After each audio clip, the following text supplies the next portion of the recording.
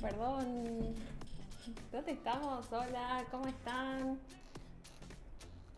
No tenemos, a ver, no tengo ventana para ver. Buenas tardes, buenas noches. Bienvenidos a este stream, este primer programa Verificado TV en este canal. En realidad, este programa es Huila-Pi en lengua de señas argentina. Seguramente de ahora en más tendremos muchísimas novedades, información y demás. Huila-Pi, no tenemos seña para este programa todavía. Queremos que ustedes también participen y aporten para buscarle una seña al programa. Huila-Pi, por ahora lo vamos a deletrear, Huila-Pi LSA. Es un programa de streaming, o sea, en vivo y en directo. No es un periodismo, ¿no? Si fuera periodismo estaríamos acá de traje, corbata y demás, y no. Es algo más informal, así que bueno, yo soy Hugo Farfán, soy de Salta, me acompaña Verónica, que ella es la intérprete. Hola, ¿cómo están? Buenas noches.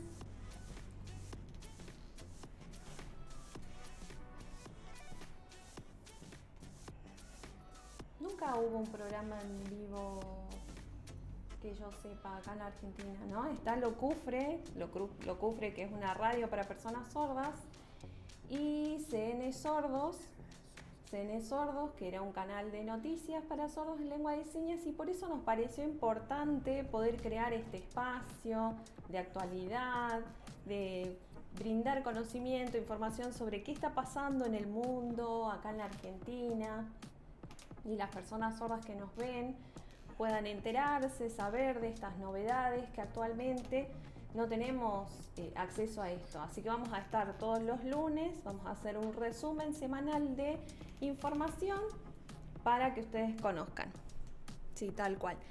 Avisamos que para los comentarios se tienen que suscribir al canal de verificados. Si están suscriptos pueden dejarnos comentarios. Pueden comentar, participar, lo que quieran. Dejen comentarios y también novedades, si se ve bien o no. Ahí estamos viendo. Ay, no veo muy bien yo, dice vos. Pero ahí estamos viendo, hay algunos comentarios, saludos. Hola, hola, de Salta o de otras provincias. Está el Notisor, muchas gracias, Juan Manuel, gracias por vernos. Bueno, hoy este es un programa que no está estructurado. Sí tiene una estructura básica, pero es como un entrecasa. No tenemos mate, pero bueno, como si fuera que estamos en la casa conversando, tomando mate y demás. No hay mucha estructura en todo esto, ¿sí? Así que va a fluir. Bien, comenzamos con tu bloque. ¿Qué debo decir? Hola, ya saludé. Con el bloque de información tuyo. Vuelvo a trabajar, vuelvo a mi trabajo. Tengo acá mucha información, no sé, acá estoy viendo a los chicos del control, en la pantalla, me confunde un poco. No quiero tampoco desatender a los chicos que están acá porque son los que nos van a decir, por ejemplo, si pongo acá la computadora no se me va a ver, entonces estoy viendo acá en la pantalla cómo sería la mejor forma de colocarme para que ustedes me vean bien. Tenemos información preparada, una de ellas, voy a resumirla. El miércoles pasado hubo un paro de trenes, subtes, aviones, camiones, un paro de transportistas del sindicato de transportistas. No solo micros, colectivos, y esto fue en todo el país. Esto provocó mucho retraso, muchas filas y incomodidad en los usuarios del servicio de transporte. El sindicato y los gremios están en contra del Estado por algunas normativas que ha decretado el Estado y en las cuales no están de acuerdo. Así que seguramente van a continuar con estas iniciativas hasta que puedan dialogar en torno a esto. Y hay opiniones diversas. Algunos dicen que están a favor, otros que no. Desde el gobierno dicen que no hay esta situación, sino que hay muchas cuestiones de poder. Pero a su vez que no está pensando en los trabajadores que se esfuerzan todos los días para salir a trabajar. O sea que estas empresas están pensando solamente en ganancias particulares. Hubieron algunas reuniones, algunas convocatorias de conciliación y hace poco en los aeropuertos también hicieron paro.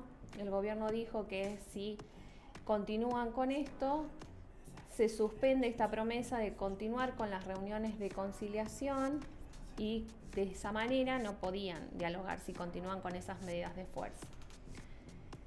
Así que están permanentemente en este debate, pero quienes son los perjudicados de todo esto son los usuarios del transporte, los trabajadores, las personas que trabajan en estos servicios o que dependen de estos servicios para trabajar y que no están teniendo hoy en día la libertad de movilizarse.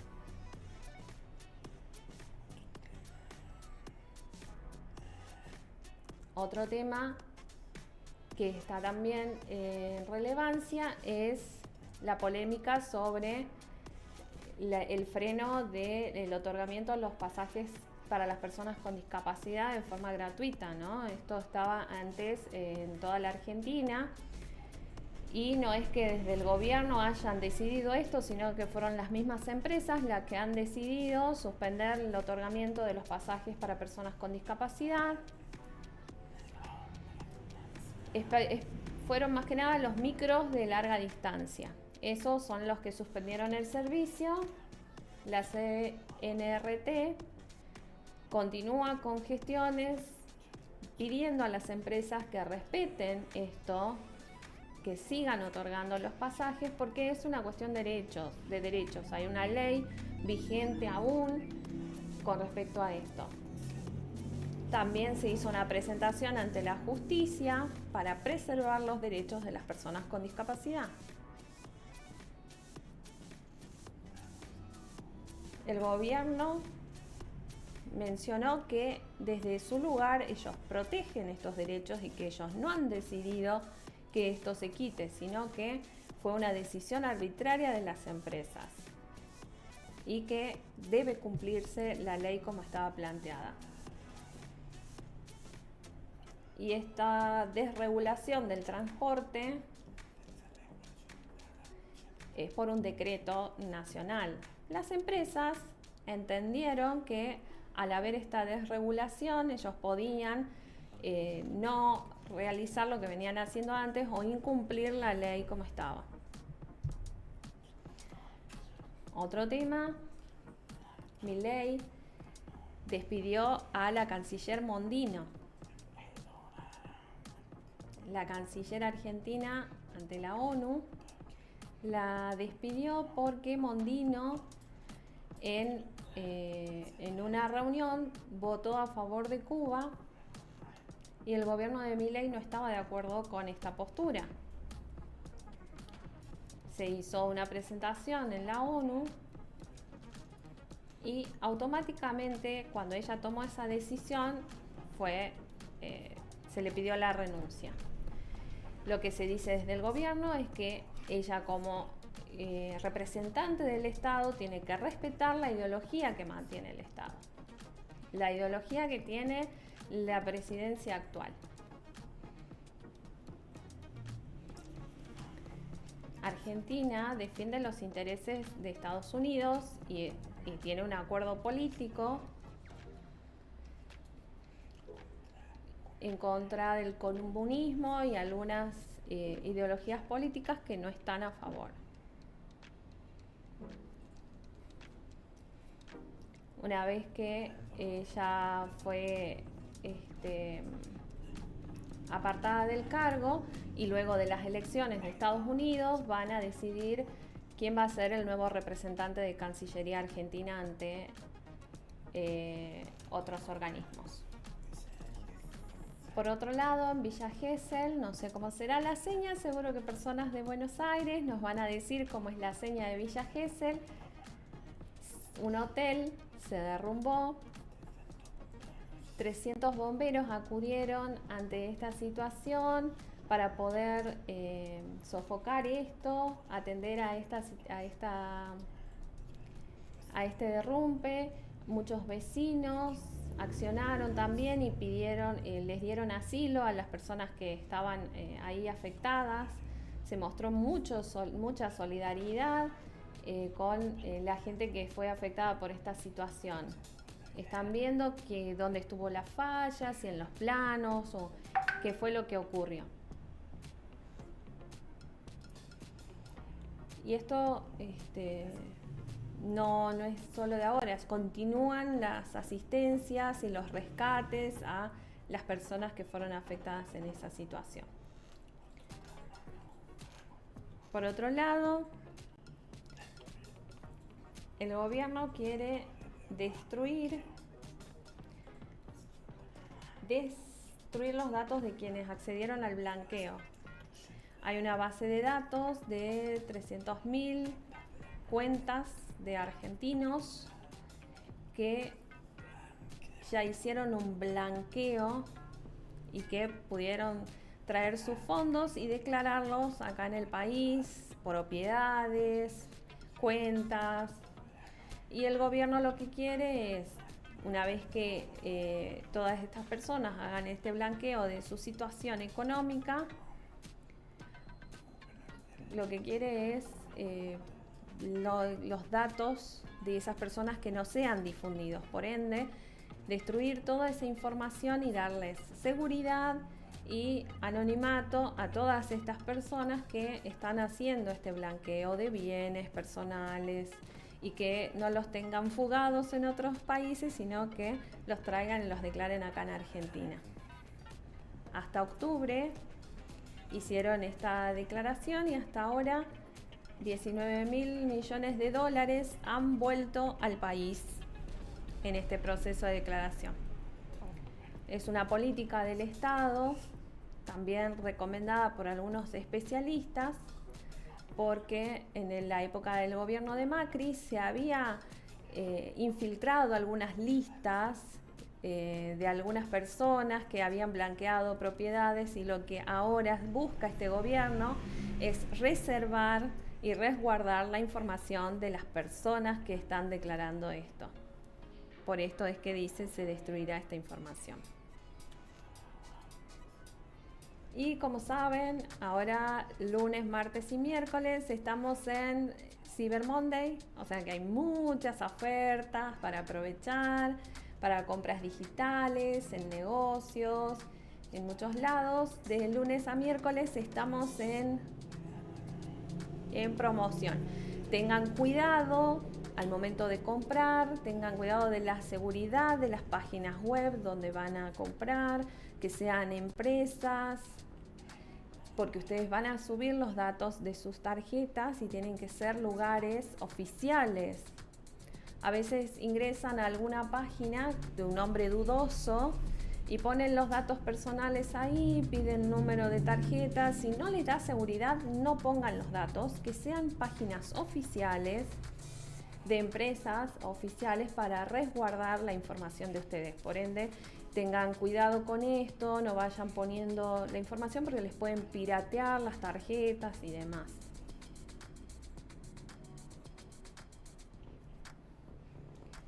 Por último,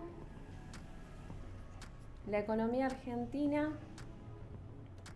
está un poco mejor, estuvo en recesión por un tiempo y ahora se ve una mejora. No es que está muchísimo mejor, pero se nota una pequeña alza en algunos puntos de la economía. Se nota que está mejorando.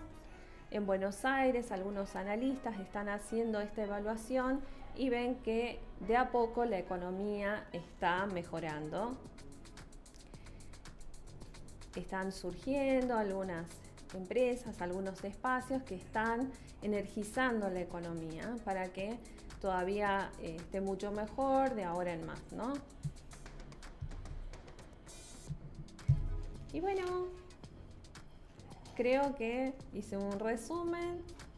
Si no nos han entendido, buscaremos alguna otra forma de dejar en claro estas noticias. Y esto es más o menos un resumen de lo que pasó esta semana. Seguiremos buscando información para el próximo lunes de lo que fue el país y el mundo. Bueno, ahora yo tengo un ayudante que va a ir leyendo y yo voy enseñando la información internacional.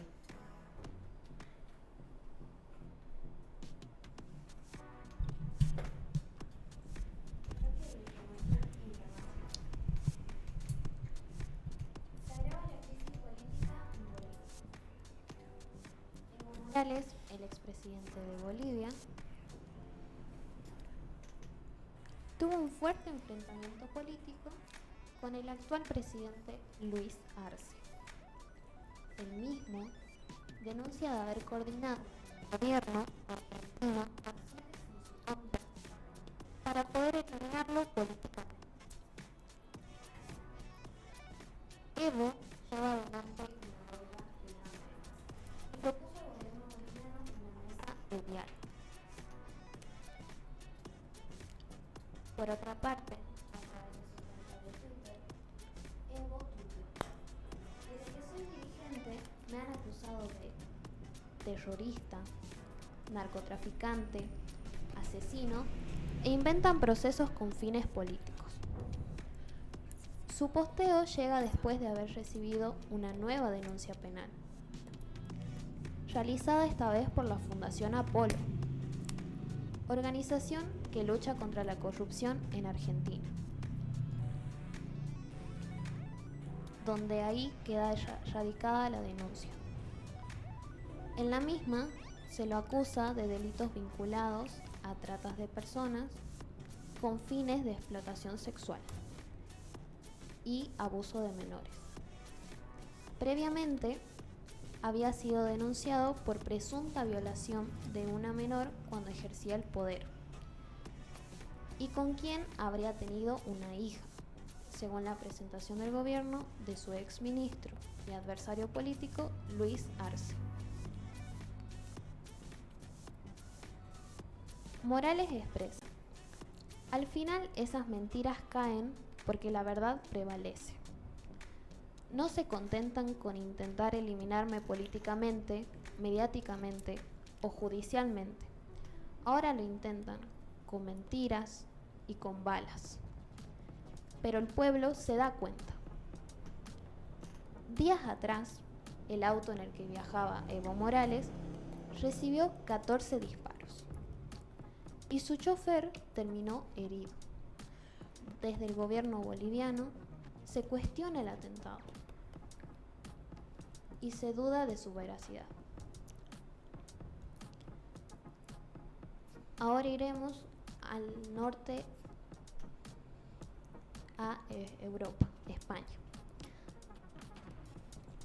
Desde el 29 de octubre pasado, en España, especialmente en el departamento de Valencia, vienen atravesando un desastre que se llama Dana, que es una depresión aislada en niveles altos, que causó un desastre natural al generar repentinas inundaciones. Enojados por la situación que atraviesan tras las inundaciones que generaron más de 215 muertos, las personas arremetieron contra el gobierno. En el municipio de Paiporta, en Valencia, uno de los más afectados tras el paso de la Dana, atacaron con barro a la comitiva de ese país, encabezados por los reyes Felipe y Leticia. El mandatario Pedro Sánchez y el presidente de la Generalitat Valenciana, Carlos Mazón, generaron un gran momento de tensión. Le gritaron asesinos, fuera, ayuda, que se cobraron más de 215 muertos y arremetieron contra los miembros de la comitiva. La reina Leticia terminó con barro en la cara y conmovida por la reacción de las personas, que también gritaron Mazón dimisión. Hasta el fin de semana pasado no se tenía una cifra oficial de los muertos provocados por el paso de la Dana. Extraoficialmente se habla de más de 200 víctimas fatales y cerca de 2.000 desaparecidos.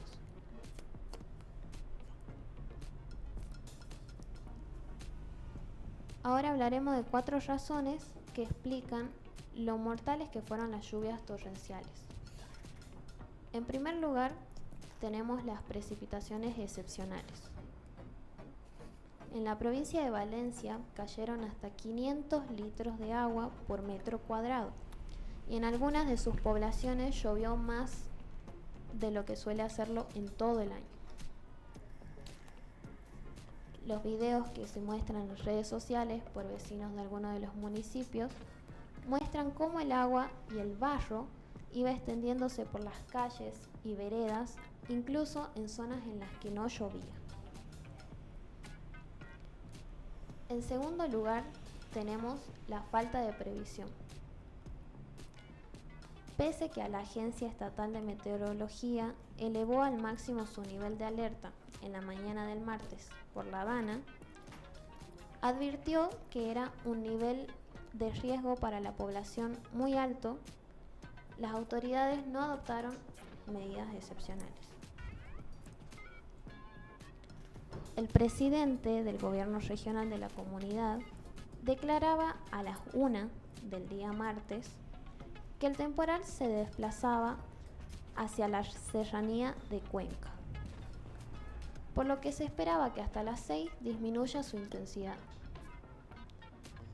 Para cuando Protección Civil envió un mensaje de alerta a los teléfonos de los ciudadanos, ya el agua estaba descontrolada en varios puntos y muchos se aferraban a los árboles o a los tejados para salvarse de un torrente imparable.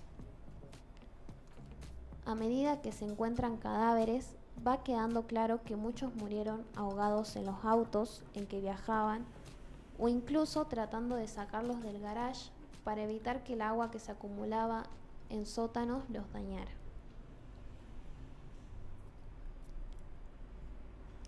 En tercer lugar, tenemos un urbanismo desorganizado. La experiencia de la Dana puso en manifiesto el problema histórico de la desordenada ocupación del territorio en el litoral mediterráneo español, una de las zonas más densamente pobladas y turísticas del país, donde desde hace décadas se construye en zonas inundables. En Valencia abundan los cursos de aguas estacionales, habitualmente secos, pero expuestos a crecidas ocasionales.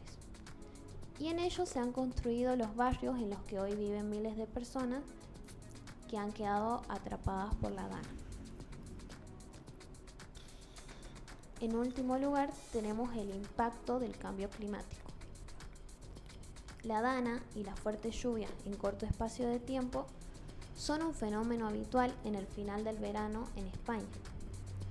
La Dana es tradicionalmente conocida como la gota fría.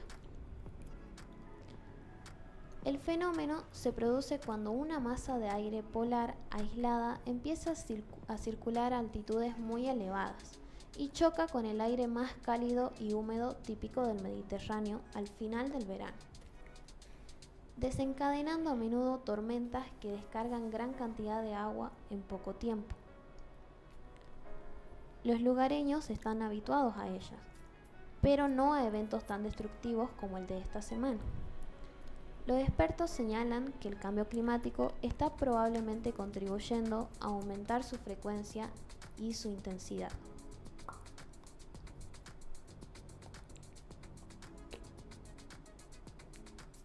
Ahora iremos con otra noticia al norte del continente. Estados Unidos va a decidir entre Kamala y Trump. Mañana los estadounidenses elegirán al próximo presidente de ese país. Hasta el momento las encuestas muestran que ambos candidatos mantienen una paridad en el resultado. El sistema electoral de Estados Unidos usa el colegio electoral, donde no siempre gana el candidato que obtiene más votos. Millones de ciudadanos prefieren los servicios postales para garantizar su sufragio. Con un comportamiento cívico sorprendente, los estadounidenses no están esperando a mañana para votar. Más de 69 millones de personas ya habían emitido su voto hasta el viernes, lo que representa casi el 44% del total del sufragio emitido en la elección presidencial del año 2020. Eso incluye a 4 millones de votantes en un estado de Georgia, es decir, el 80% del total que votó allí en 2020.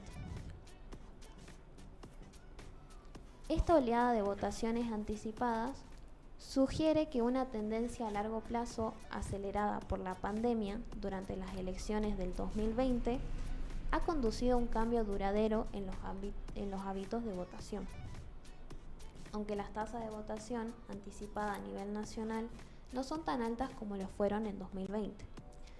Son significativamente más altas que en 2016 o cualquier año electoral anterior.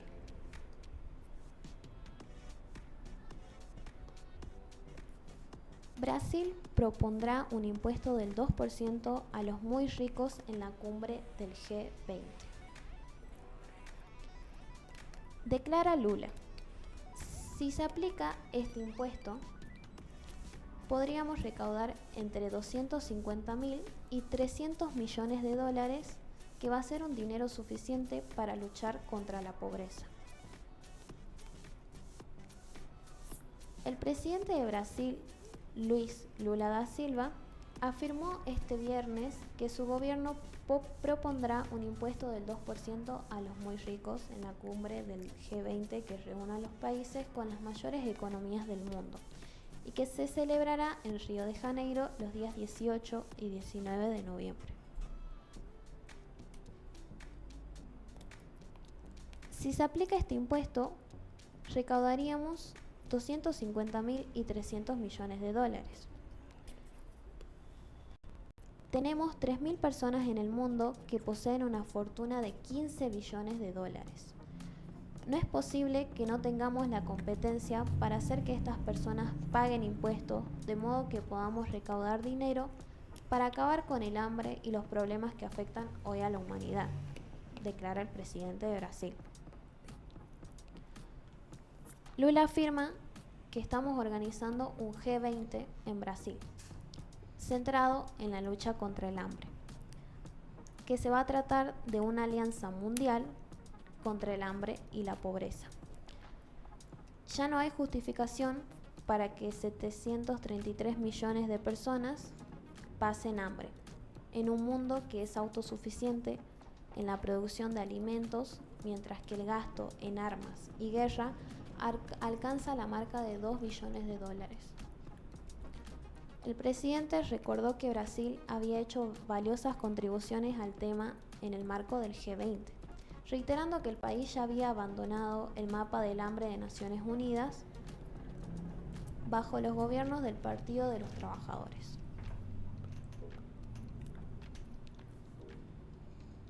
El Partido Conservador británico tiene como líder a una mujer de raza negra. Kemi fue elegida como nueva líder del Partido Conservador británico este sábado, convirtiéndose en la primera mujer negra que lidera una de las grandes formaciones en Reino Unido. Fue elegida con el 57% de los votos, imponiéndose a Henrik. Es admiradora de Margaret Thatcher, quien fue ministra de Empresa y Comercio. Kemi es hija de nigerianos. Es la primera mujer negra que lidera una de las grandes formaciones en Reino Unido.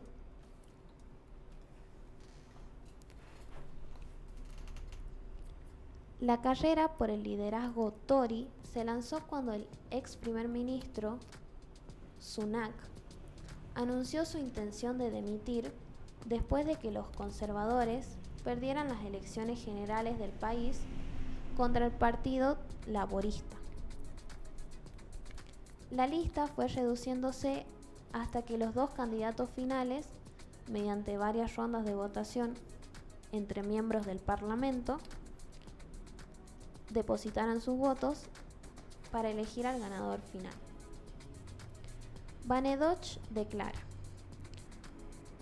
no solo se necesitan claras promesas conservadoras que apelen al pueblo británico, sino también se necesita un plan claro para cambiar este país, cambiando la manera de trabajar del gobierno. La nueva líder también pidió a los miembros de su partido ser honestos sobre el hecho de que hemos cometido errores. Proclama: ha llegado el momento de decir la verdad, de defender nuestros principios, de planear nuestro futuro, de resetear nuestras políticas y nuestros pensamientos, y dar a nuestro partido y nuestro país el nuevo comienzo que se merece.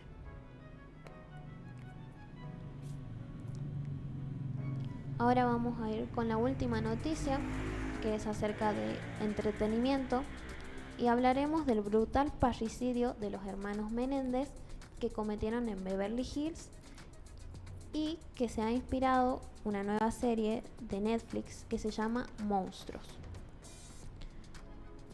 Esta serie habla de la historia de Lyle y Eric Menéndez. Son hermanos que están condenados a cadena perpetua por el brutal asesinato de sus padres, ocurrido en el año 1989 en el lujoso barrio de Beverly Hills, en Los Ángeles, Estados Unidos. El crimen llevó a juicio a los hermanos Menéndez, que fueron condenados en 1996 a pasar el resto de sus vidas en prisión. Pero una revisión de evidencias llevó a la Fiscalía esta semana a recomendar una nueva sentencia. Esto da esperanza a los hermanos sobre una liberación y abre un inesperado capítulo en un caso que conmocionó y dividió a la opinión pública estadounidense hace 3 décadas. En ese momento, los juicios a los que fueron sometidos fueron seguidos por millones de personas en televisión.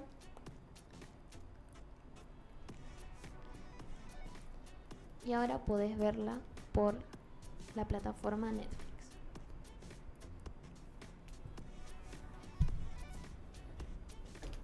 Qué interesante, qué interesante. ¿Te gustaron las noticias, la información? Y claro, sí, porque veo muy cómodo esta información. Seguro las personas sordas estarán de acuerdo conmigo. Cosas como van viendo y dicen, no sabía de esto. Tal vez algunas cosas de acá de Argentina puede ser. Pero siento por ahí que vuelvo a ver información como, no sé si la primera experiencia que tuve yo en el periodismo, con noticieros acá en Salta, había también noticias nacionales, noticias internacionales, y yo señaba las noticias, solo de Salta, acá era un programa. Estuve un año y después dejé. Y lo que pasaba es que no había auspiciantes en esa época, ni las redes sociales como existen hoy, entonces hoy podemos llegar de otra manera a la comunidad sorda y podemos contarle todo esto. Y por ejemplo hoy elegimos información para transmitirles y por ahí este resumen que estamos haciendo es importante en este contexto. Y seguro que es, bueno, la primera vez para nosotros, ¿no? Vamos a ir transmitiéndoles todo mucho mejor. Pero me parece que es importante esto, que realmente les llegue la información y que esta barrera que tenemos hoy en día se rompa finalmente y podamos acceder. Bueno, te cuento que tenemos un video listo, Lucas. ¿Sí? Pero vamos a compartir un video que nos preparó Enzo, que él no puede estar los lunes, pero él va a preparar siempre videos con información interesante para las personas que nos estén viendo. Así que cuando esté listo, lo vamos a estar compartiendo.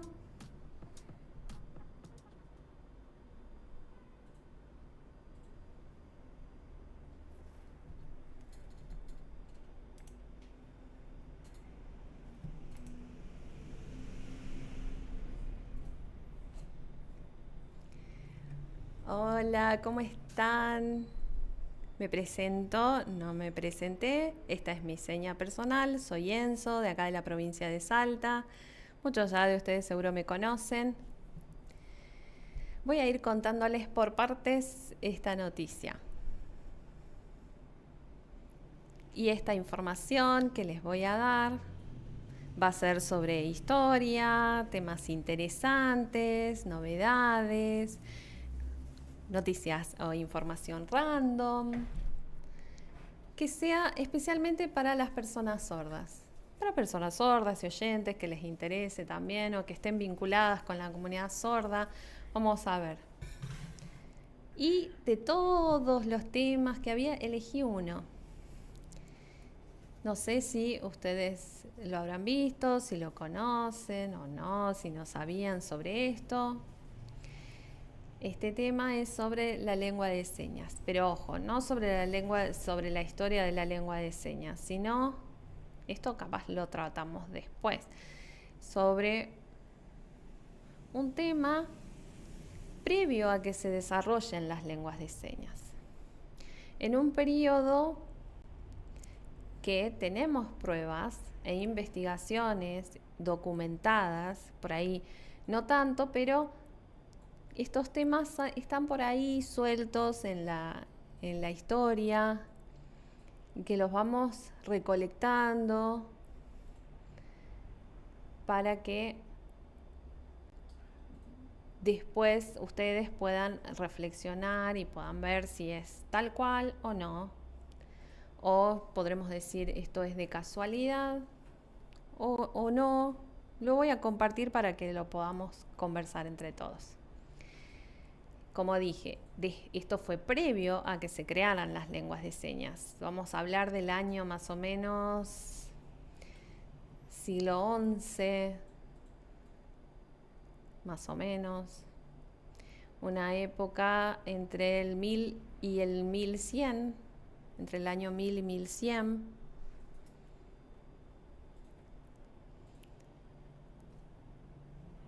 Y como les decía, por ahí no hay mucha documentación respecto a esto. Y si hablamos del 1000 al 1100, lo que abundaba eran espacios religiosos. Y especialmente la religión católica, que estaba en plena expansión, ¿no? En este siglo XI-XII, después de Cristo. Y que estaba, como decía, en plena expansión.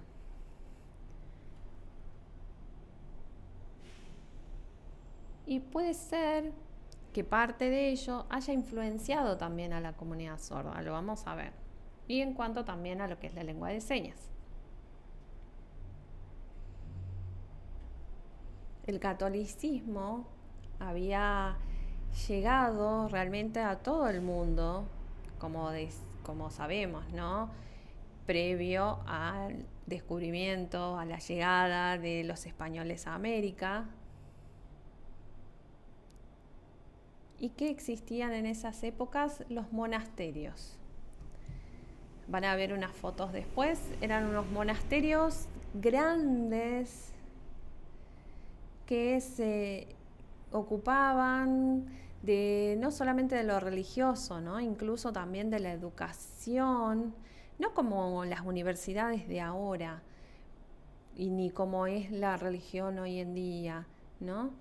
Iban a los monjes a esos lugares, no los papas, los obispos, iban a esos lugares, a esos monasterios, a espacios espirituales que eran espacios de oración.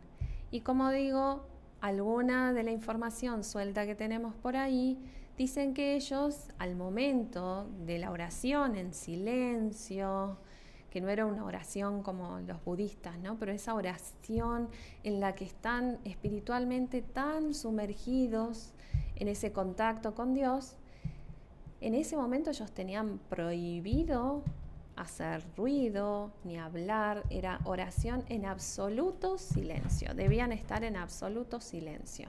Así que ahí se comunicaban no con señas, sino con gestos, ¿no?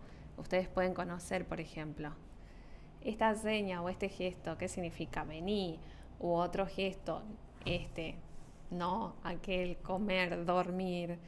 Bueno, son gestos como los que estoy haciendo ahora, porque en silencio tenían que comunicarse entre ellos de todas maneras y se entendían.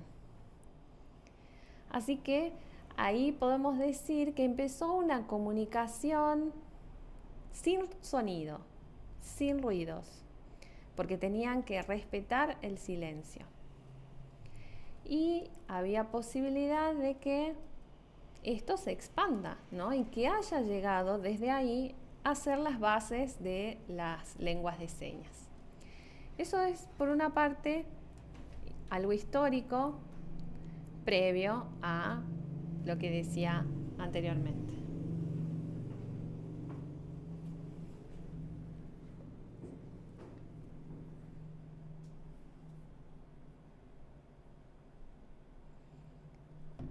Bueno, como les comentaba,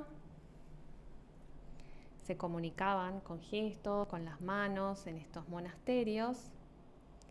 Y ahora, un poco como para que entiendan por qué pasaba esto, ¿no? Y eran oyentes ellos, no eran sordos, pero necesitaban una forma de comunicación, necesitaban una forma de entenderse. Así que en estos siglos, entre el 11 y el 12, como decía, entre los años 1000 y 1100, empezó esta comunicación con las manos, donde no podían emitir sonido de ninguna manera.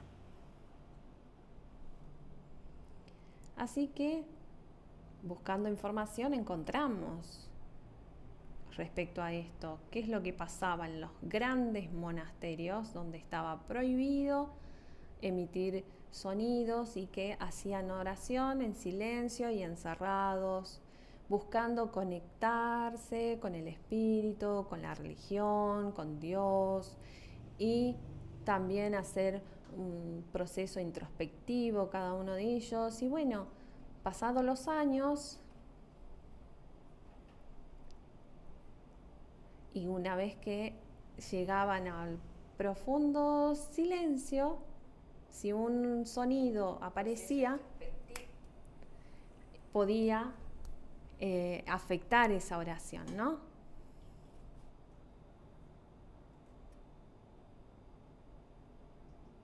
Se nos cortó la imagen. Esperemos un segundo. ¿Podemos ir leyendo los comentarios? Se cortó, así que vamos a leer los comentarios. ¿Podés ver? Ah, estabas viendo. A ver de quién nos manda saludos, si hay preguntas. Leonardo, bueno, Notisor, Pablo. Notisor, Juan Manuel, avisa que Yuyo tenía un programa, dice, de información hace un tiempo. No me acordaba. Yuyo. No me acuerdo, dice felicidades. Leonardo dice felicidades y saludos desde Mendoza. Carla de Neuquén, que es una persona sorda. Olga desde Neuquén también. Mandan éxitos. Yael dice programón. Tomás desde Metán, de acá de Salta, manda felicitaciones, que está mirando. Ana Paula manda saludos desde Mendoza. Muchos éxitos desde Buenos Aires, dice Cecilia. Ivonne de Santa Teresita manda saludos. Lourdes, que está acá. Lucas también. Ana Paula dice que no ve a Enzo se trababa un poco el video. Y ahí está Ariel desde Jujuy. Gustavo, los felicito y muchos éxitos. Ya tenemos de nuevo el video. Podemos continuar.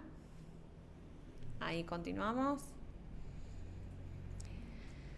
A ver qué decía Enzo. A ver, dice Beatos. Sí. No, San Benito, dice. Lo tenía anotado acá. San Benito. En el año 500 más o menos ya trabajaba en lo que eran los monasterios. Y él vio esto de cómo solucionar la situación de que no podían emitir sonido al momento de que estuvieran en ese claustro, y ver si podían continuar con la oración para no afectar a los hermanos que estuvieran haciendo sus oraciones. Y ya lo voy a mostrar en una foto al final. Él fue el que creó este reglamento donde decía que estaba prohibido el silencio y demás, y eso también se extendió en todo el mundo. Fue tomado por varias de las instituciones, y este reglamento que decía que estaba prohibido los ruidos, prohibido caminar y hacer ruidos, prohibido emitir la voz, en ese momento en que estuvieran en profunda oración, que estuvieran en ese momento tan espiritual que tenían ellos a nivel religioso, ¿no? De esa manera ellos lograban conectarse realmente en el momento de la oración. Entonces, yo pienso, me generó una reflexión esto. Entonces digo, puede ser que en ese momento, en esas épocas, voy a inventar algo, ¿no? Cocinando algo y en ese lugar y que tenían que avisarle a alguien que se estaba quemando algo, seguro que existían algunos gestos, algún código gestual entre ellos, que se avisaran entre ellos, que dijeran, che, acá hay algo que está mal, algo que está bien, sin interrumpir la oración del resto de los hermanos, ¿no? Que estaban enfocados en eso y que tenían que hacer tantísimo silencio. Entonces yo creo que por ahí, en ese contexto de prohibición de sonido, puede haberse creado las lenguas de señas, no la lengua de señas en sí, pero sí códigos gestuales que el resto de los que estaban en oración no sabían ni se enteraban de lo que estaba ocurriendo con los otros que se estaban comunicando entre ellos, porque tenían que estar horas y horas en oración, ¿no? Y para no interrumpirlos, es que se crean estos gestos, estos códigos. Siento sinceramente que fue así. Este reglamento, si era incumplido o si no lo cumplían, si hablaban o si gritaban o pasaba algo, tenían sanciones o penitencias. Por ejemplo, tenían que quedarse solos en el cuarto o tenían penitencias si es que rompían este código de silencio. No sé qué opinan ustedes. ¿Habrá sido así? Ahora les voy a contar otro tema vinculado a esto.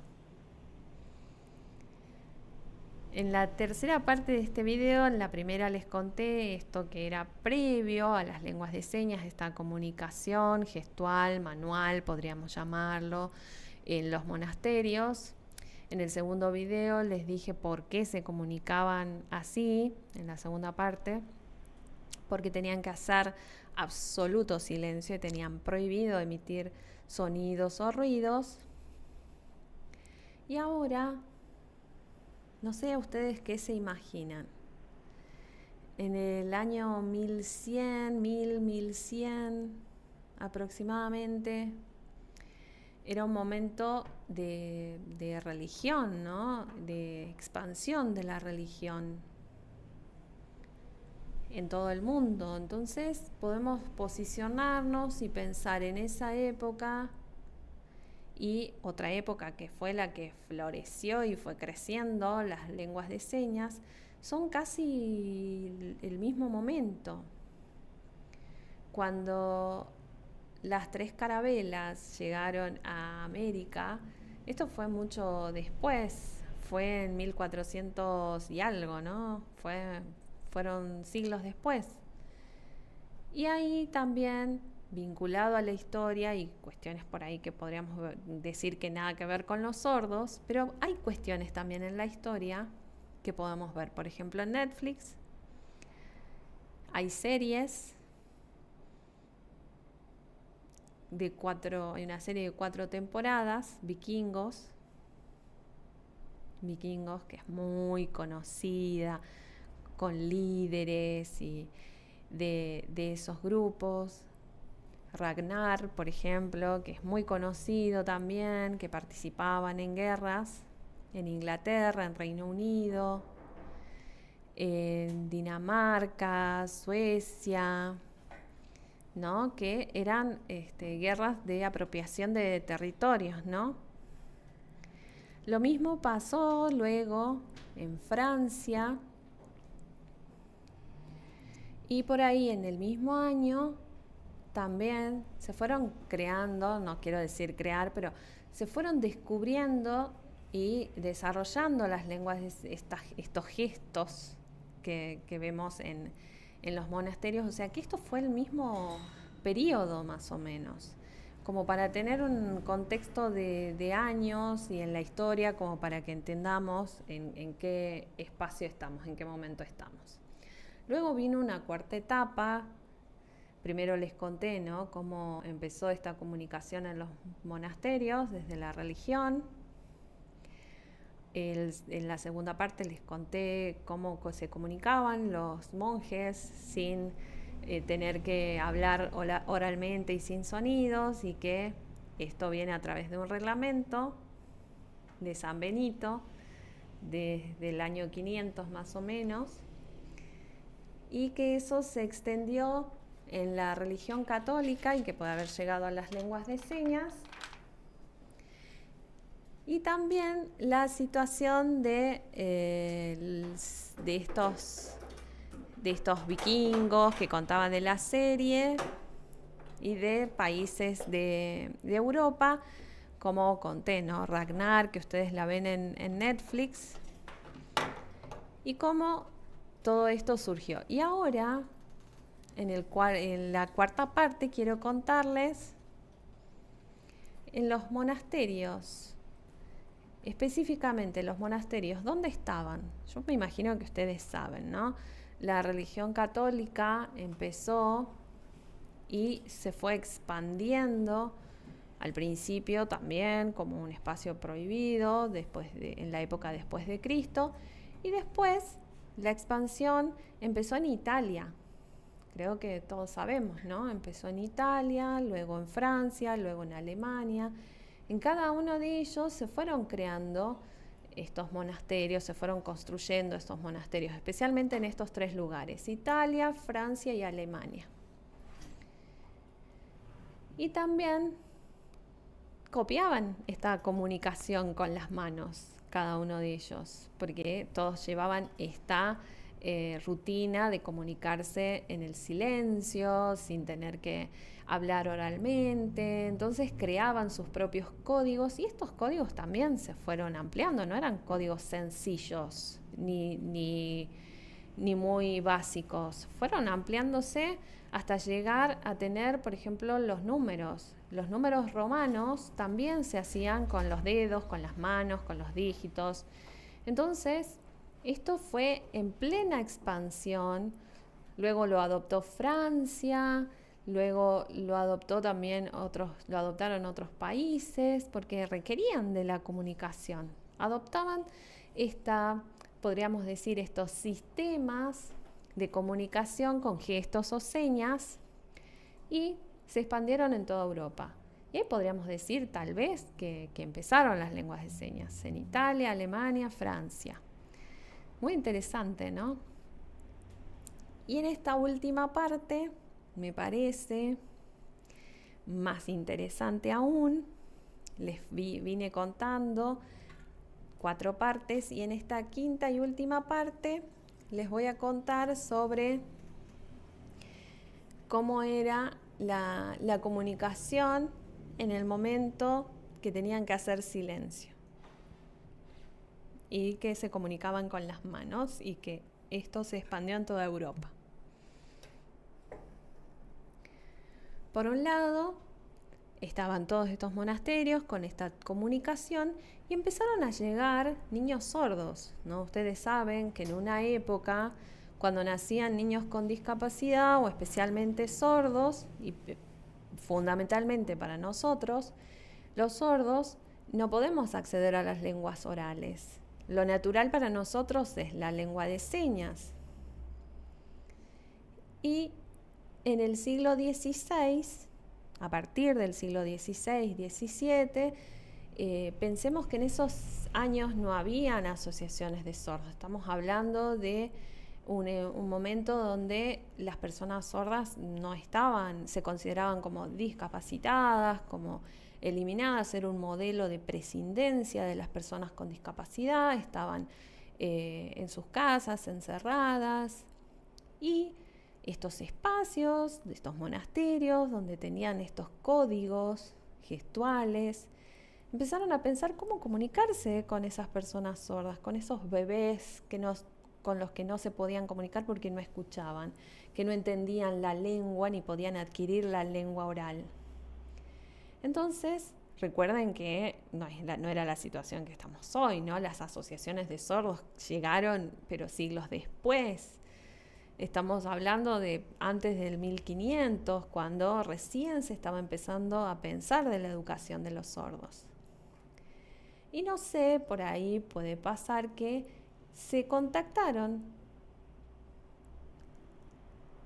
Uy, se nos volvió a cortar.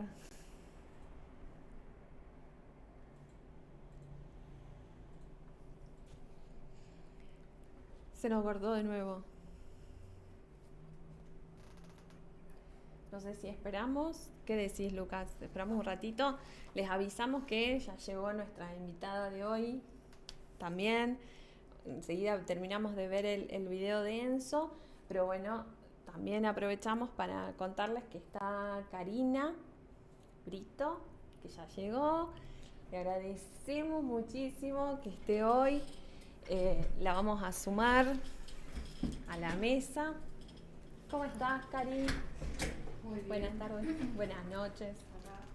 Gracias. Muy bien, gracias por la invitación. La verdad que es un honor para mí que me hayan invitado en el primer programa de algo tan importante que es la comunicación para una comunidad que a veces está invisibilizada, ¿no? Que cuesta como incorporarla a la sociedad. Bueno, nosotros consideramos que todos somos parte de esa sociedad. Que no tenemos acceso, que tenemos permanentemente barreras, que por ahí seguramente, ¿no? Las personas solas tendrán dudas con el tema que vos nos venís a contar hoy, así que vamos a aprovechar la información que vos nos podés brindar para hacerles llegar esto. Por supuesto. No sé, Lucas, ¿qué tal? ¿Terminamos? Quedan unos minutitos, lo compartimos al video y después volvemos con Cari.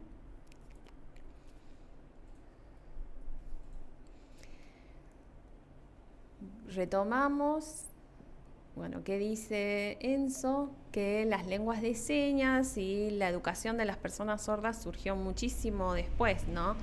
Hablando de 1500, 1600, no había nada para las personas sordas. Entonces, entre estos dos espacios, las personas sordas y los monasterios, que ya tenían una forma de comunicarse gestualmente, no sé si por casualidad o intencionalmente, pero vemos que en las investigaciones, en la historia, existe algo de esto, ¿no? En el siglo XVI hubo un monje que se llamaba Pedro Ponce de León. Lo van a ver en una foto. Pedro Ponce de León era oyente, pero él provocó un gran impacto en la historia de la comunidad sorda. Y en la historia a futuro, que esas se las voy a contar en otro programa. Pero brevemente toco el tema de Ponce de León para compartirles y ver si podemos entender si después de esto que les vengo contando fueron los inicios de la educación de las personas sordas. Ponce de León tuvo contacto como monje con personas sordas, con niños sordos que no tenían forma de comunicación para nada, que no sabían y no tenían cómo comunicarse, cómo educarlos. Entonces que querían acceder a la educación con ellos, pero no se podía. Entonces Ponce de León empieza a pensar esto: ¿cómo le enseñamos a leer? Después a hablar, ¿no? Pero ¿cómo le enseñamos a leer, a escribir a estos niños? Y habían unos niños que venían de una familia muy rica, ¿no? De la clase social más alta. Ya les voy a contar, como digo en otro programa, la historia de Ponce de León. Y él descubrió que a través de los gestos, de esas señas, estos sordos que estaban aislados a nivel de la comunicación, con esos gestos, con esas señas, se podían comunicar. Entonces fue Ponce de León el que crea este espacio, la educación de los sordos a través de las señas. y vio que estos chicos evolucionaban, que se podían educar, que podían crecer, desarrollarse, y ese crecimiento también se expandió. Ahí fue cuando se empezó a realizar la educación de las personas sordas a través de las señas. 100% no podemos estar seguros de que está vinculado con esta comunicación que existía en los monasterios. Puede ser que sí, puede ser que Ponce de León conocía esos códigos de los monasterios que estaban en estricto silencio y tomó eso para la comunicación. O puede ser que de casualidad lo vio y dijo, o los chicos estos que él estaba educando lo vieron señar. Yo trabajo en la escuela de sordos y yo sé que cuando los niños ven a alguien que está señando, que es muy difícil llamarles la atención, ¿no? Pero imagínense, cuando no podían comunicarse con nadie y de golpe ven algo que podían entender, seguro que que crearon una conexión. Y eso influenció la educación de las personas sordas. ¿De qué manera y cómo específicamente no está documentado? Pero nos podemos imaginar que a consecuencia de todas estas cosas que yo vengo mencionando, lo que pasaba en los monasterios, los códigos de comunicación en total silencio, que hayan pensado que esto podía ser una forma de educar a las personas sordas, o que de casualidad estos niños vieron y entendían las señas y entonces usaron las señas, probaron para ver si a través de eso se podían comunicar, o no sé, puede ser algo que nada que ver, que crearon las señas directamente para comunicarse con esos niños sin nada que ver con lo que pasaba en los monasterios. Pero es un tema que no está como documentado y que nos podemos imaginar. Pero bueno, terminé con este tema de hoy, espero que les haya gustado, que les haya interesado. Recuerden que esta historia sobre la comunicación dentro de los monasterios es verdad, eso sí está documentado, pero lo que no está documentado es que esté íntimamente vinculada con la educación de los sordos. Eso sí, no podemos decir que efectivamente están vinculadas, pero podemos pensar que por la época en la que se desarrolla cada una de ellas, podría ser.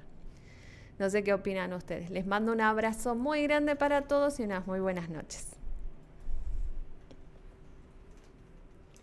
Pero vengo viendo, perdón, un ratito antes de volver con Karina. Pensaba, ¿no? ¿Cómo sería antes de la comunicación, ¿no? Antes, hace años, hace siglos, ¿cómo era la comunicación? Es interesante esta historia que nos cuenta Enzo, pero antes incluso de eso, ¿cómo era la comunicación? Yo me acuerdo haber leído que habían 2 investigaciones científicas, 2 líneas. Unos decían que el hombre, el ser humano, cuando estaba evolucionando de ser simio a ser un ser bipedestal, digamos, que podía desarrollarse, también no tenía desarrollados los órganos fonoarticulatorios. Entonces que no hablaba como hablamos hoy en día, y que también usaban las manos, porque con las manos laboraban, digamos, cazaban, hacían, todo construían con las manos. Entonces cuando el hombre se erguió, empezó a comunicarse de una manera con las manos, pensaban. Y otra línea científica dice que seguramente en ese proceso, en el proceso también de socialización de comunidades, de tribus, tenían que comunicarse también, y también se comunicaban con gestos, con ruidos, con gritos, y que la voz empezó a desarrollarse ahí recién, no antes. Entonces que había comunicación gestual entre esas tribus. Y esas son las bases de la comunicación del ser humano en realidad, ¿no?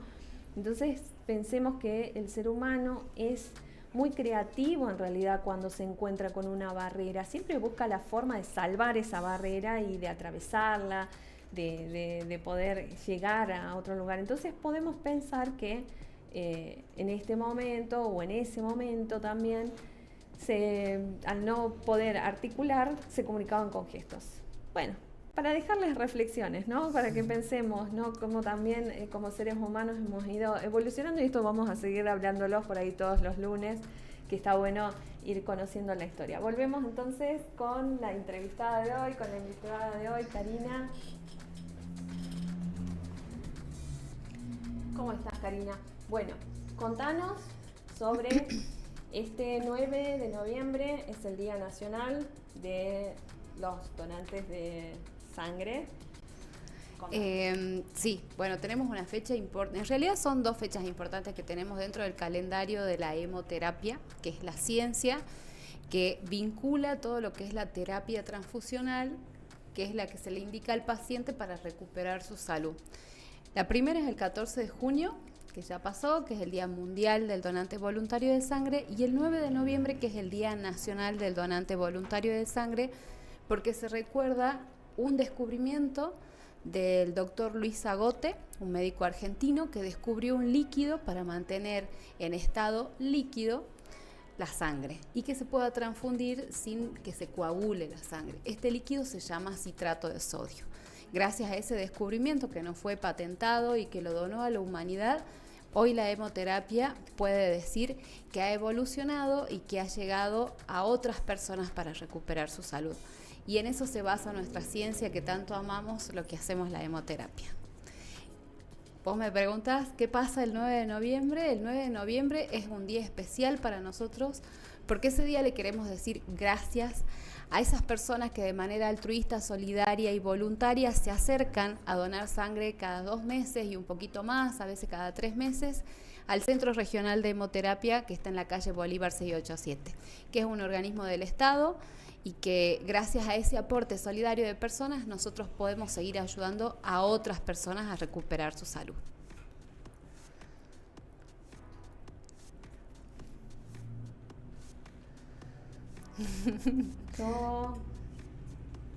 Yo me acuerdo que decidí hace mucho de ser donador de órganos, ¿no? Y pensaba, ¿no? Qué importante es ayudar a otras personas, pero de sangre la verdad es que nunca pensé, ¿cuál es el beneficio de donar sangre para las personas, tanto para el que recibe como para el que dona? ¿Hay beneficios? ¿Hay algo nuevo? Yo me imagino que hay personas que tal vez saben, personas que no. ¿Para qué donan sangre? ¿Me voy a morir si dono sangre? O me imagino que deben tener muchas dudas sobre eso. Contanos un poco. Muy bueno Hugo el aporte, porque la verdad que hay mucha gente que no lo hace por miedo, por desconocimiento y porque cree que si dona se va a quedar sin sangre y en algún momento le va a perjudicar su salud eso.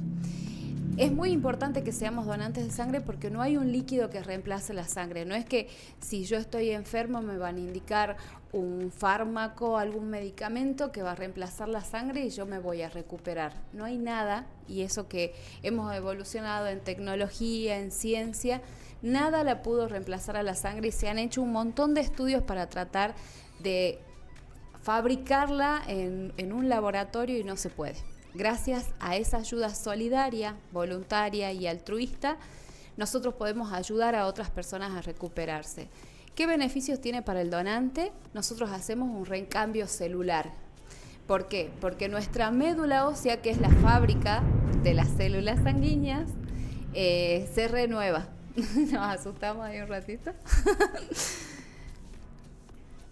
Esa fábrica, que es la que, gracias a que nuestro cerebro pide a la médula ósea que fabrique muchas células sanguíneas, nuestra fábrica se va renovando, porque nosotros donamos un poco de esa sangre y nuestro cuerpo vuelve a recuperar y a formar nuevas células sanguíneas y volvemos a tener el mismo volumen que tenemos por tener tal contextura, tal peso, tal la altura.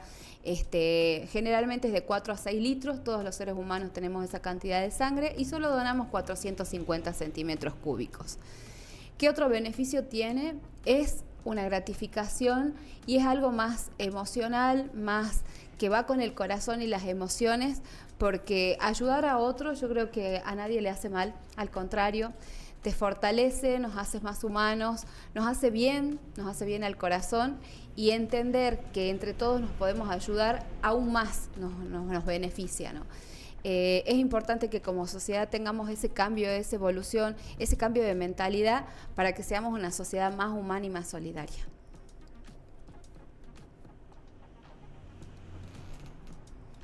Estaba pensando, seguro las personas sordas tienen preguntas, ¿no? Si yo dono, bueno, vos decís, donamos poquito. ¿Y tengo síntomas después de donar? ¿Me tengo que cuidar después de donar? ¿Me siento débil una vez que dono? ¿Cómo me siento? En realidad, alrededor de la donación de sangre siempre hay muchos mitos. Me voy a debilitar o voy a engordar, después voy a subir de peso porque tengo que recuperar el volumen donado y tengo que comer más. Para nada, la verdad que no pasa por ahí. La donación de sangre no tiene nada que ver ni con el metabolismo, ni con sentirse mal. Lo que sí nosotros recomendamos al donante que el día que done no haga actividad física, sobre todo con el brazo que va a donar, porque cuando se pincha esa venita se abre ese vaso sanguíneo con la aguja y lo que nosotros necesitamos es que ese vaso sanguíneo vuelva a cerrarse. Si yo hago alguna actividad física, hago actividad de peso, voy al gimnasio, levanto una pesa, levanto muchas bolsas, lo más probable es que eso no cierre rápido y se me produzca un hematoma en el brazo. Sobre todo es para cuidar al donante y que la experiencia de donar la pueda transmitir como un evento que lo satisface, que le hace bien y no como algo que lo perjudica o que lo hace sentir mal. Para nada, no es la idea. Le pedimos que sí se hidrate, que haga reposo ese día y que lo contagie o que contagie estas ganas de ayudar a otras personas, que comente con su círculo íntimo, con sus grupos de amigos, con compañeros del trabajo, lo bien que hace donar sangre para que otras personas se contagien de esas ganas de ayudar.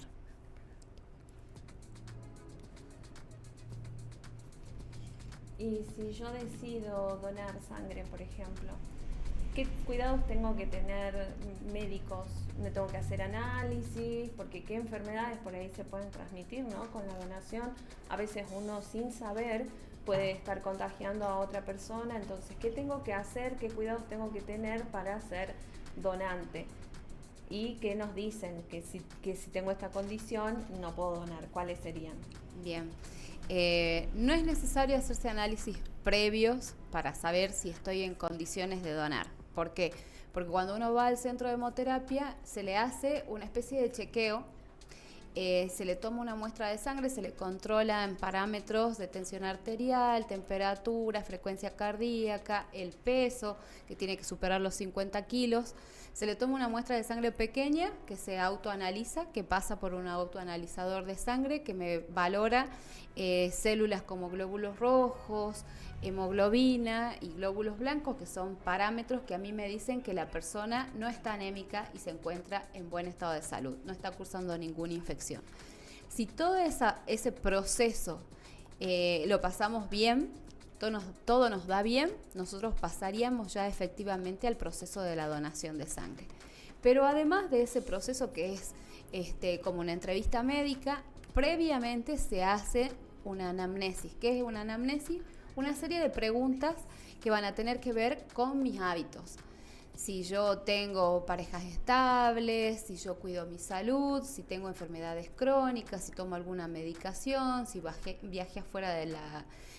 al exterior, fuera de la provincia, fuera del país. ¿Por qué todas estas preguntas no tienen nada que ver con involucrarse en la vida de las personas, sino más con saber si yo tengo alguna enfermedad y aún no sé que la tengo, ¿sí? A veces podemos viajar a algún lugar y nos picó algún bicho y no sabemos que estamos cursando alguna enfermedad o no tenemos síntomas y queremos chequear eso. Las parejas estables también nos preocupan, porque si yo tengo una pareja estable, a nosotros dentro de las preguntas que se hacen, nos garantiza que la persona es responsable con su salud sexual, ¿sí? Si yo tengo si cambio de pareja durante el año en reiteradas oportunidades y no uso protección para tener relaciones sexuales, lamentablemente no sería un donante calificado para que pueda donar sangre. ¿Por qué? Porque yo me pude haber infectado ya sea de una enfermedad venérea, de sífilis, de hepatitis B, de hepatitis C o de VIH y aún no tengo síntomas. lo más probable es que nosotros le digamos que vuelva de acá a un tiempo, si él me manifiesta esta situación o esta conducta, él o ella, para que nosotros le demos tiempo al cuerpo para que manifieste ya sea algún síntoma o anticuerpos contra alguna enfermedad que se pudo haber adquirido. No solamente con relaciones sexuales, sino también con prácticas como acupuntura o tatuajes.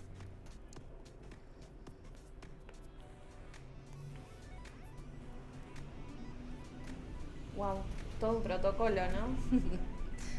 Eso me generaba duda. Y también, por ejemplo, si yo quiero donar sangre, tengo que ir también, en este caso, si yo voy, ¿hay accesibilidad, hay código QR, hay información en lengua de señas en el centro como para que, en el centro de hemoterapia, como para que uno decida ser donante? Porque me parece importante esto también, ¿no? Yo veo que siempre, en este caso la comunidad sorda, que yo sepa, entre amigos y conocidos, nunca me han dicho fui a donar sangre o que soy un donante recurrente, digamos. Y esto me parece que es porque no les llega la información, y si hubiera información clara y accesible probablemente tendríamos más donantes sordos, ¿no? O muchas veces pasa, ¿no? Por favor, tengo un familiar que necesito muchos donantes, pero por ahí no se sabe que uno puede ser donante recurrente, y en base a esto y a otro tipo de información también no nos llega a las personas sordas. Sí, en Me eso la parece verdad muy bueno. que no tenemos accesibilidad, y eso es parte de que no disponemos de una persona o un recurso, un capital humano, mejor dicho, formado, o no todos los que trabajamos ahí tenemos conocimiento de lengua de señas, que está mal. Los reconozco, pero desde mi parte, como promotora de la donación de sangre y de la mano de Vero, hemos hecho varios videos donde incluimos a todos para donar. No es necesario que sean personas oyentes y hablantes, necesitamos que la comunidad toda entienda este mensaje. Lo hemos tratado de incorporar de manera altruista, y porque creo que Vero también, como yo, entendemos que todos somos parte de la sociedad, pero no disponemos ni de un código QR, que acá sí te pido de manera formal, si te animás, si tenés ganas, que hagamos algo al respecto para que esto esté a disposición de toda la comunidad, porque nos ha pasado de que llegaron personas y nos costó comunicarnos, que es parte de la no accesibilidad que tenemos en varios organismos del Estado, pero yo me comprometo a que esto sea real y que tengamos ya sea un código QR o algo de información para que ustedes puedan acudir, evacuar sus dudas y que se sientan parte de todo lo que hacemos dentro del Centro de Hemoterapia.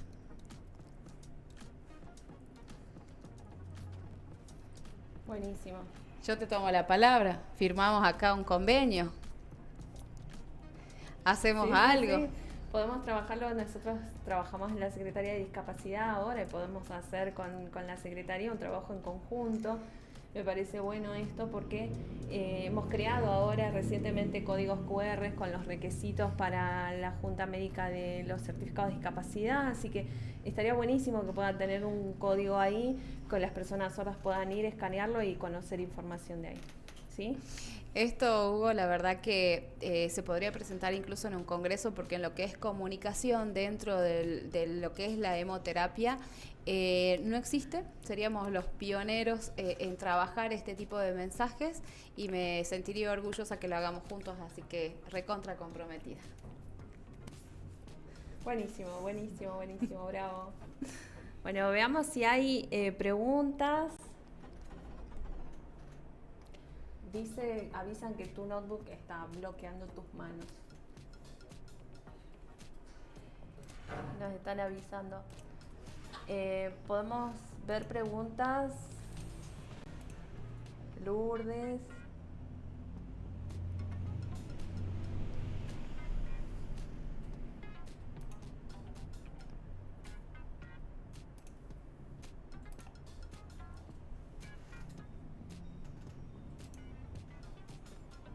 A ver.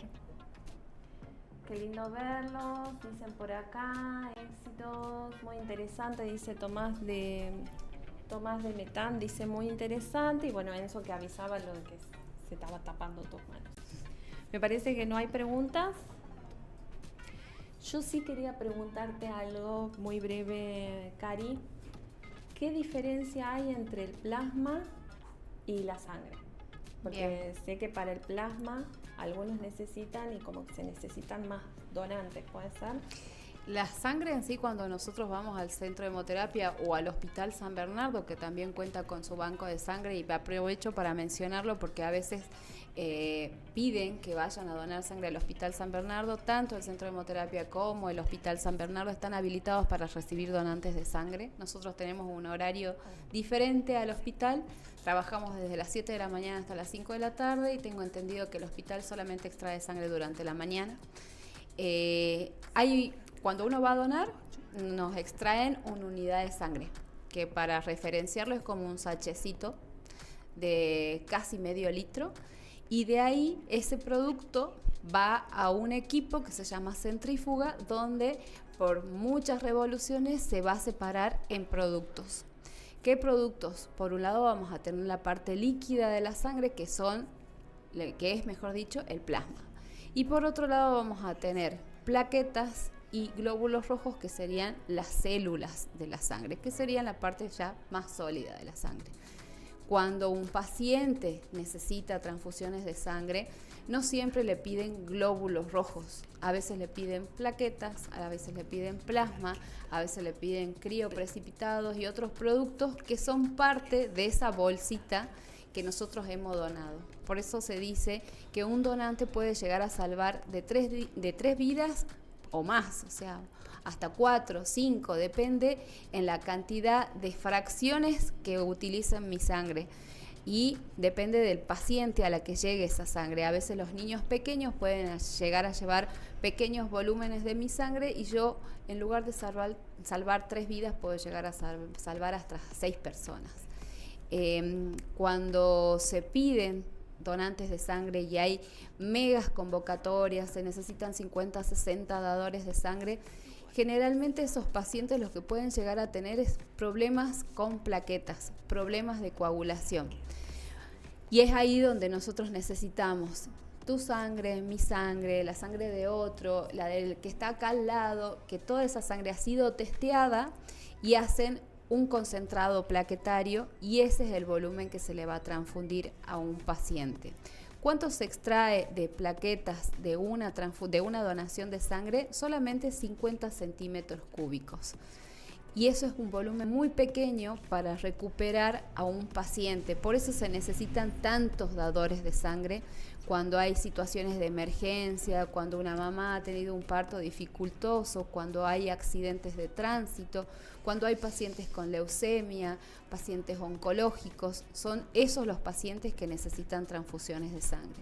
Y cuando se piden transfusiones de plasma, generalmente el paciente ha sufrido, mejor dicho, una quemadura en el cuerpo que ha afectado más del 50% de su cuerpo, y eso es lo que se le pide al donante para recuperar ese volumen de líquido que ha perdido. No sé si les pasa o han visto cuando se lastimaron, ya sea la rodilla o alguna parte de su cuerpo, que sale como un líquido amarillento, que después de un tiempo se va a transformar en una costrita de sangre.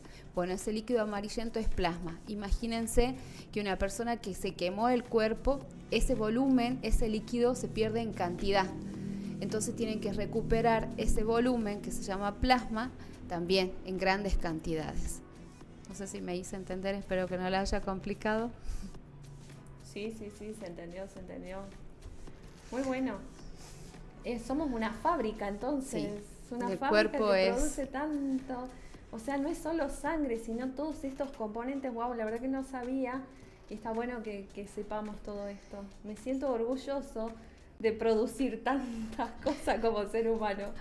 Qué bueno lo que decís, Hugo, porque la verdad que nos tenemos que sentir orgullosos, bendecidos y agradecidos por el cuerpo que tenemos, que es una fábrica maravillosa que hace tantas cosas, y a veces por ahí no nos damos cuenta y decimos, esto es lo que tengo, y no estamos conformes ni con el cuerpo, ni con la cara, ni con el pelo, y nuestro cuerpo hace tanto y nos lleva a tantos lugares y ahí ayuda a tantas personas, así que nos sintamos bendecidos de tenerlo, de ser quien somos, y agradezcamos lo que somos. Sí, no solo producimos hijos, entonces, No. producimos un montón de cosas, producimos vida Exacto. permanentemente. Tal cual. Bueno, muchas gracias. Dice que hay preguntas.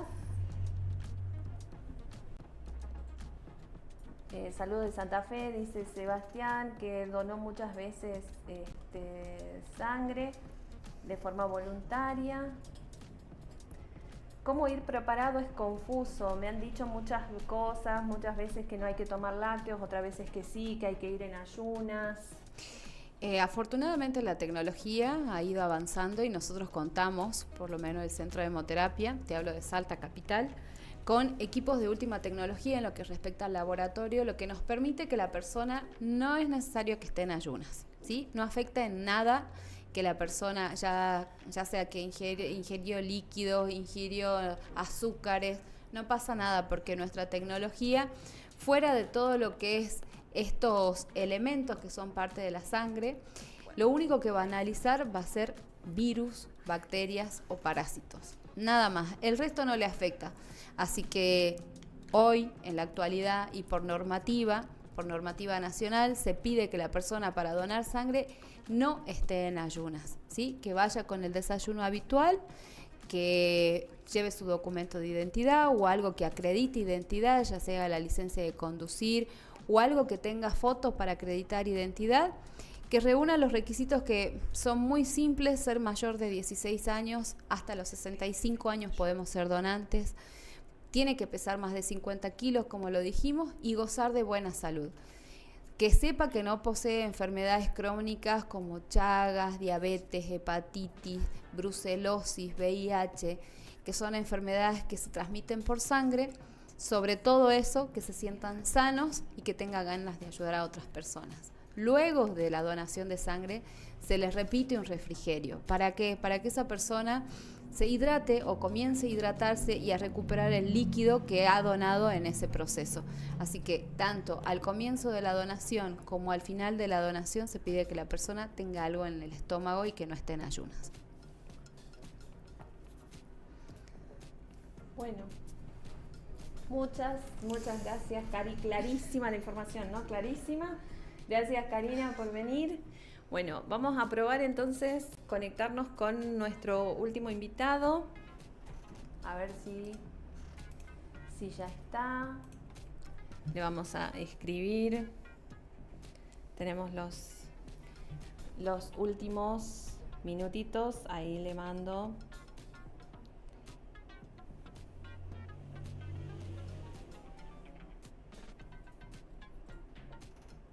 También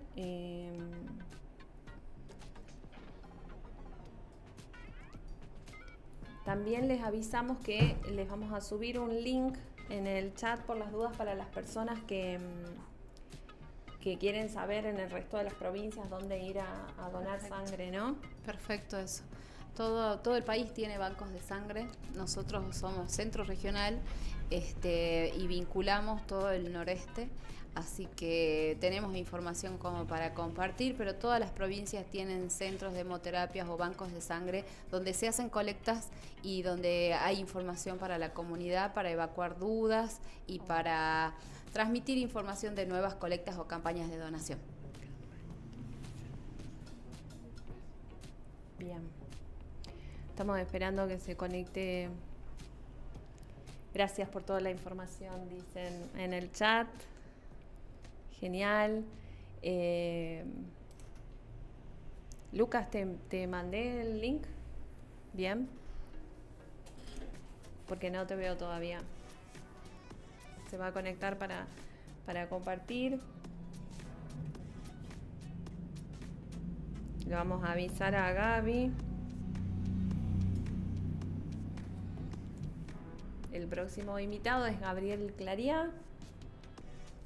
Él es intérprete de lengua de señas, formador de varias carreras acá en universidades del país y estuvo trabajando últimamente en shows musicales, por ejemplo en el de Paul McCartney, en el de Taylor Swift, que no me acuerdo la seña, tiene una seña personal Taylor Swift, y en otros espectáculos. Entonces viene a a contarnos, no viene, se va a conectar desde Zoom para contarnos cómo es la experiencia de interpretar en esos shows musicales que es algo muy nuevo para nosotros los intérpretes.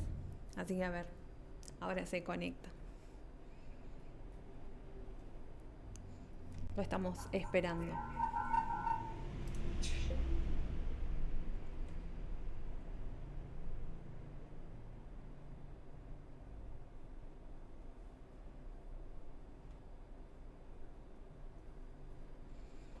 A ver, lo tenemos ahí.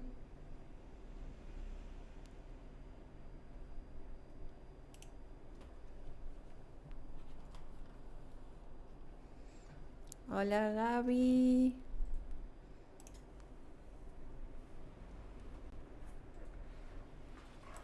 ¿Cómo estás? Bueno, Gaby nos va a ver, pero no nos escucha, así que yo voy a ir interpretando.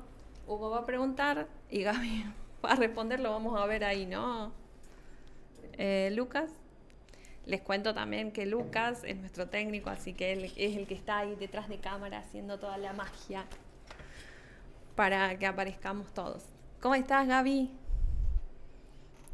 Bien, bien, perfecto. Ya terminando el día, dice Gabriel. Bueno, lo tenemos listo. Gaby, contanos directamente vos el trabajo como intérprete en los shows musicales que venís haciendo. ¿Sí? Espera que ya te ponemos en pantalla. Avísenme cuando esté. Avísenme cuándo, dice Gaby. Sí, estamos. Ahí me dice. Esperemos un ratito. Ya nos quedan 10, 15 minutos de programa, así que con esto cerramos. Nos quedan 10 minutos nomás. Avísenme y empiezo, dice. Está tratando de conectar. Recién aparecías en pantalla y ahora ya no estás.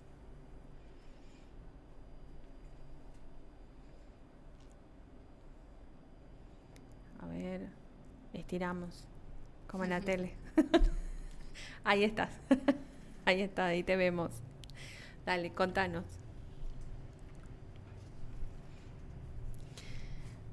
Sí, bueno, empiezo. ¿Cómo están? Buenas noches. Primero, muchísimas gracias por la invitación. La verdad es que es un gusto y me alegro mucho de esto. Les mando un saludo muy grande, unas felicitaciones por haber creado este nuevo programa de streaming en lengua de señas. La verdad es que muy, muy lindo. Información en lengua de señas, streaming en lengua de señas. Les cuento por las dudas por ahí para algunos que no me conocen. Mi nombre es, esta es mi seña personal. Mi nombre es Gabriel Claria. Soy intérprete de lengua de señas, argentina-español. Y trabajo también como intérprete de inglés-español. Aproximadamente hace 3 años me convocaron para trabajar en un proyecto, algo innovador, la verdad, que no existía antes y que durante muchos años, la verdad es que yo había trabajado como intérprete de lengua de señas, pero no es sobre este tema por el que me convocaban, la verdad es que nunca había trabajado. A pesar de que hace 20 años que trabajo como intérprete, nunca me había tocado este ámbito, que era la interpretación en shows musicales. La primera vez que me convocaron fue una productora nueva que se llamaba Trueno Producciones, y me convocaban para trabajar en la accesibilización del show de un grupo musical de Inglaterra que se llama Coldplay, y que la seña es así. Coldplay era un tremendo desafío para mí como intérprete de lengua de señas, porque nos convocaron con muy, muy poquito tiempo de preparación de las canciones, de conocer bien las letras, de conocer primero que había que trabajar en las letras en inglés y después conocer también los sentidos, los significados, toda la semiótica, esos sentidos ocultos que tienen las letras de las canciones. Y aprender también sobre la música, sobre los efectos musicales, cómo era la historia de esta banda y conocer muchísimas cosas, ¿no? Todo esto en inglés y después había que trabajar en hacer una traducción de todo esto al español para finalmente del español hacer una última traducción hacia la lengua de señas argentina. ¿Y esto por qué? Porque a veces ocurría que, bueno, nosotros trabajamos en equipos de interpretación y no trabajábamos a veces en los shows. A veces trabajaba yo afuera, desde la traducción del inglés al español y nada más. Pero bueno, depende del servicio. Este fue un gran desafío respecto a los idiomas y el otro desafío era también la música, ¿no? Porque íbamos a un medio auditivo, ¿no? Un show que era todo auditivo y que teníamos que hacer también la traducción a otro idioma que iba a salir por otro canal que era la lengua de señas argentina. Entonces íbamos por un medio visual y espacial diferente al medio por el que salía la música, que era el sonido, instrumentos musicales, pianos, batería, los instrumentos de viento, de aire. Entonces era muy importante también pensar en cómo hacíamos llegar todo eso en completo sentido a las personas sordas para que les provoque el mismo impacto que los usuarios oyentes o los asistentes oyentes que van y escuchan la música y escuchan los violines y se imaginan y sienten un montón de cosas, ¿no? Entonces teníamos que crear ese mismo input tanto para las personas que sentían las personas oyentes y provocarlo para las personas sordas. Entonces tenía que ver el ritmo, las sensaciones, si iban muy intensos, si no, o sea, muchas cosas iban de por medio en esto, en la traducción hacia la lengua de señas argentina. Y nosotros no podíamos decir, no se puede, las personas sordas no pueden disfrutar la música. La verdad es que sí pueden, obvio que pueden, pero el problema era que nosotros, yo, Gabriel, yo, intérprete de lengua de señas, oyente, a mí nunca me enseñaron cómo transmitir la música, nunca me dijeron cómo son las estrategias para hacer ese proceso de traducción. Y para que al usuario sordo le llegue la información, le llegue el sentido, le llegue la canción, tal cual como llega al usuario oyente. Entonces, que por muchos años, lo que pasó es que por muchos años como intérpretes tomábamos contactos e hicimos muchos trabajos sin formación. Yo, por ejemplo, trabajé mucho tiempo sin formación hasta que entré a formarme y a estudiar en la universidad. Pero en la universidad tampoco me enseñaron el trabajo que hago en los shows. Entonces es un ámbito de interpretación muy, muy nuevo, un ámbito que por ahí viene hace años desarrollándose y hasta ahora sigue desarrollándose, porque muchos piensan que, por ejemplo, que la comunidad sorda, al ver que hay música, o algunos se ofenden si dicen el intérprete está enseñando la música, y algunos dicen no, pero el sordo no le gusta la música. Y la verdad es que así como hay oyentes que no le gusta la música, hay sordos que no. Pero lo que pasa es que los oyentes desconocen la lengua de señas, nunca crean contenido para la comunidad sorda. Y a los oyentes les interesa más, ganar seguidores, ganar me gusta, ganar popularidad en las redes. Y por ahí vemos que algunos oyentes cantan en lengua de señas, pero no es traducción, ni respeta a la comunidad sorda, ni respeta la cultura sorda, ni busca que esa información llegue en sentido y en todo el proceso como lo hacemos nosotros a la persona sorda, sino que son señas sueltas que no tienen absolutamente ningún sentido. Así que eso sí es lo que está mal. Eso no es una traducción, una interpretación real. Y para mí era un desafío también pensar que por muchos años yo he pensado que los intérpretes cuando interpretaban a la música o interpretaban la música estaban haciendo mal. Yo pensaba así.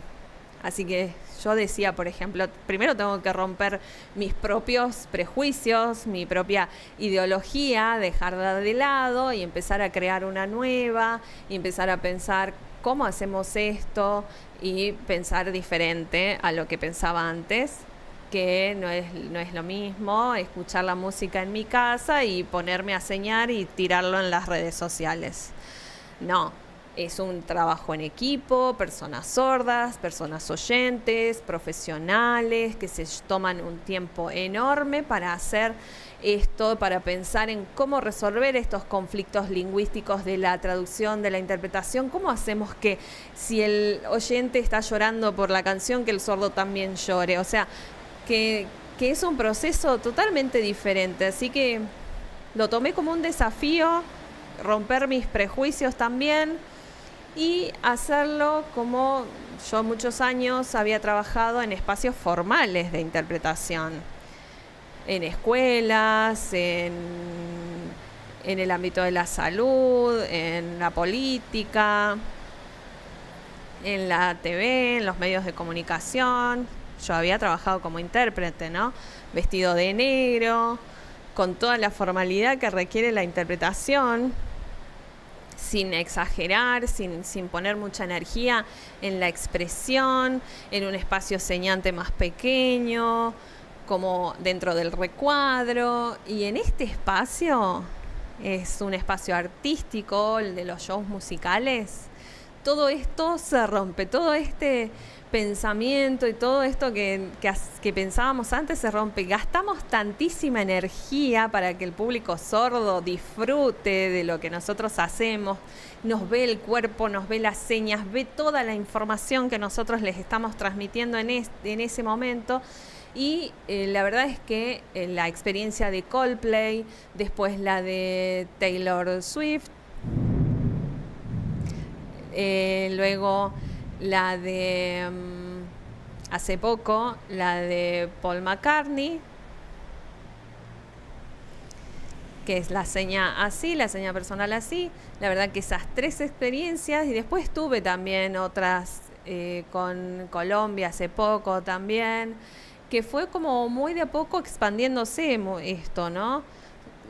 Otorgando experiencias nuevas de servicios de interpretación, y me di cuenta que cómo ha crecido todo esto y cómo las personas sordas también son hoy en día participantes de estos shows y cómo disfrutan y les encanta esto. Hay algunas personas de algunas provincias que han tenido también una experiencia muy buena en torno a esto, y me parece importante que empecemos a mostrar, a visibilizar esto, empecemos a buscar de qué manera hacer que estas experiencias queden documentadas, registradas en lengua de señas y en español. ¿Para qué? Para que otras personas sordas o oyentes puedan estudiar también de esto y puedan tener conocimiento sobre esto y conocer cuáles son las etapas de interpretación en los shows musicales en lengua de señas, cuáles son las estrategias y cuál es la diferencia de este ámbito de la salud o del educativo con el ámbito artístico de estos shows musicales, que la verdad es que hasta ahora nunca ha sido investigado, nunca ha sido registrado. Entonces me parece que es importante que empecemos a visibilizar esto a todo el mundo, a todos los espacios, y que pueda crecer. La verdad es que estoy muy contento por este nuevo ámbito, por este nuevo espacio de interpretación, y me parece que vamos a tener muchos más avances y hay muchas expectativas de las personas sordas también y de los equipos de interpretación, no solo para intérpretes, para oyentes, sino también para sordos intérpretes, para intérpretes sordos, que incluso ya hemos tenido trabajando en conjuntos. He tenido compañeras que han trabajado conmigo y que la verdad que ha sido una experiencia maravillosa. Si entienden el sentido, si entiende esa transmisión de la música, la verdad es que los sordos pueden transmitir mucho más que yo. Yo digo, no, los dejo y les digo, no, me da una vergüenza, sigan ustedes, porque la verdad es que tienen una capacidad de la persona sorda de poder transmitir todo y que emociona realmente, interpela como intérpretes. Así que bueno, ojalá que podamos seguir trabajando con esto y generando más de estos espacios accesibles para la comunidad sorda y que podamos disfrutar shows y otros espacios artísticos y que lo puedan disfrutar cualquier persona, personas sordas que pagan también la entrada para ir a estos shows y que les gusta y que puedan hacerlo, ¿no? Y que tengan la oportunidad de que podamos también, algunos están como con muchas dudas, no me voy a sentir ridículo, un payaso haciendo esto, pero de poco pienso que vamos a ir cambiando también esto y vamos a ir mejorando también la calidad de estos servicios de interpretación para la comunidad sorda. Así que bueno, agradezco a algunas de las asociaciones, de las empresas, de las productoras, Trueno Producciones, la asociación Canales, que hace poco hizo el contacto para el trabajo que hicimos en el show musical de Paul McCartney, y que se sumen, continuemos con más de estas producciones porque tenemos un espacio todavía de producción, de formación para intérpretes dentro de lo que es el espacio artístico. ¡Wow! Tenemos que cerrar porque estamos pasados de tiempo y hay otro programa, pero muchas gracias, Gaby, por sumarte hoy. Yo me imagino algún día tal vez puedas cantar. Yo cantaba antes, me acuerdo, cuando era joven, en un grupo de artístico de sordos que se llamaba Manos Viajeras. Después ya dejamos de hacerlo, pero ojalá que esto nos contagie y podamos volver. Yo me imagino cómo cantarían ópera, no sé. A ver. Wow. ¿Cómo cantarías? Ah, no sé. Es muy difícil. ¿Cómo canto ópera? No sé cómo sería. Pero eso ya como un nivel mucho más alto, porque trabajan con la intensidad de las voces. Podríamos probar, podríamos investigar y ver qué tal sale. Pero necesito obviamente el acompañamiento de personas sordas y de intérpretes y traductores de trabajo en conjunto. A mí me encantaría ver si hay videos grabados tuyos, Hugo. Lo voy a buscar y te voy a mandar, dice Hugo. Bueno, mándame. Bueno, gracias Gaby. Gracias a los invitados. Gracias a todos. Terminamos y afuera está lloviendo, acá en Salta, una lluvia. Así que bueno, los esperamos, nos vemos el próximo lunes. Sí, espero que les haya gustado. Recuerden suscribirse, seguirnos para seguir viendo más información. Nos vemos. Chau. Buen lunes, buena semana.